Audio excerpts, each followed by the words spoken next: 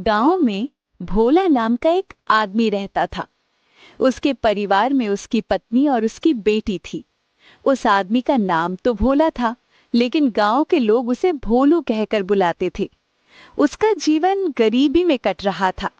भोला गांव में ही छोटी मोटी मजदूरी या लोगों के खेतों में काम करके अपना जीवन चला रहा था।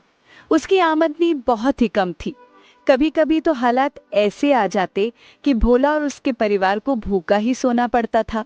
लेकिन फिर भी भोला एक बहुत ही संतुष्ट और दयालु आदमी था।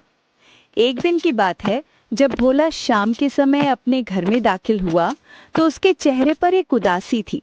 उसकी बेटी सुमन उसे देखकर पूछने लगी, पिताजी, क्या आज खाने का कुछ इंतजाम हुआ?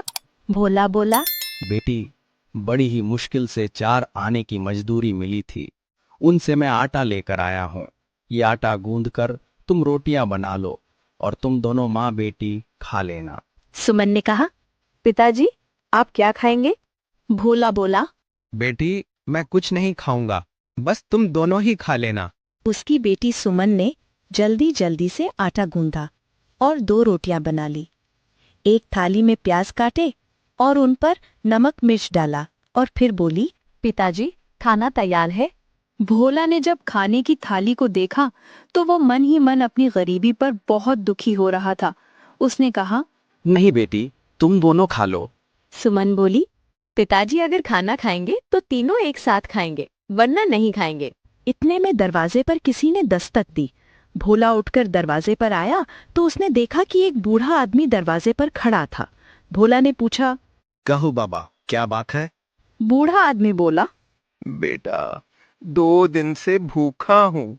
तुम्हारे पास जो 2 रोटियां हैं वो मुझे दे दो। बूढ़े की बात सुनकर भोला हैरान हो गया और बोला, बाबा, तुम्हें कैसे मालूम कि मेरे पास 2 रोटियां हैं? बूढ़े आदमी ने कहा, बेटा, बस यूं समझ लो कि ईश्वर की मर्जी से मुझे ये सब मालूम हो गया है। ठीक है बाबा, आप यहीं पर रुकिए, मैं रोटियां लेकर आता हूँ। भोला जाने के लिए मुड़ा तो उस बूढ़े आदमी ने कहा, ठहरो बेटा, मैं जानता हूँ कि तुम और तुम्हारा परिवार सुबह से भूखा है, इसलिए मैं तुम्हारी रोटियां मुफ्त में नहीं लूंगा। मेरे पास मुट्ठी भर चावल हैं, ये तुम उन 2 रोटियों के बदले में मुझसे ले लो। ये कहकर उस बूढ़े आदमी ने भोला को एक मुट्ठी चावल दे दिए। भोला बूढ़े की इस हरकत पर बहुत ही हैरान था। वो बोला, नहीं बाबा, इन चावलों की क्या आवश्यकता है? आप अपने चावल अपने पास ही रखिए, मैं आपको रोटियां ऐसे ही दे दूंगा।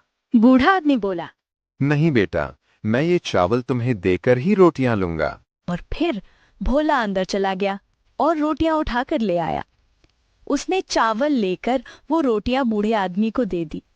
बूढ़े आदमी ने कहा, आज तुमने बहुत ही फायदे का सौदा किया है। ये कहकर वो बूढ़ा आदमी वहां से चला गया। जब भोला अंदर आया तो उसकी पत्नी और बेटी भूखी थी। भोला ने कुछ हिचकिचाते हुए कहा, मैंने वो दोनों रोटियां उस भूखे आदमी को दे दी। भोला को अंदेशा था कि उसकी पत्नी और बेटी इस बात पर नाराज हो जाएंगी, परंतु उसकी बेटी ने मुस्कुराते हुए कहा, पिताजी, आपने अच्छा ही किया, ये तो एक बहुत ही नेक काम है। तभी उसकी पत्नी ने पूछा, अरे, ये तुम्हारे हाथ में क्या है? भोला बोला, थोड़े से चावल हैं। वो बूढ़ा आदमी उन रोटियों के बदले में मुझे ये चावल दे गया। वो कह रहा था कि आज तुमने बहुत ही फायदे का सौदा किया है।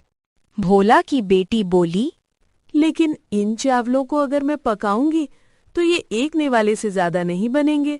भला इनसे हमारा क्या होगा? भोला बोला, तुम ठीक कहती हो बेटी। ना जाने उस बूढ़े आदमी ने क्या सोचकर ये चावल मुझे थमा दिए। फिलहाल तुम ऐसा करो कि ये चावल तो हमारे किसी काम के हैं नहीं, कोई चिड़िया इन्हें खा लेगी। तुम ये मुट्ठी भर चावल हंडिया में रख दो। सुबह जब कोई चिड़िया दाना चुगने के लिए आए तो उसकी आगे डाल देना। भोला के बेटी सुमन ने अपने पिता की बात को मान लिया और उन मुट्ठी भर चावलों को एक हंडिया में रख दिया। फिर वे तीनों भूखे पेट ही सो गए। खाली पेट उन्हें नींद तो नहीं आ रही थी, वे लोग करवटें ही बदल रहे थे। अभी उन्हें लेटे हुए कुछ ही देर हुई थी कि भोला की बेटी सुमन के नाक में ताजा पके हुए चावलों की खुशबू आने लगी। उसने कई बार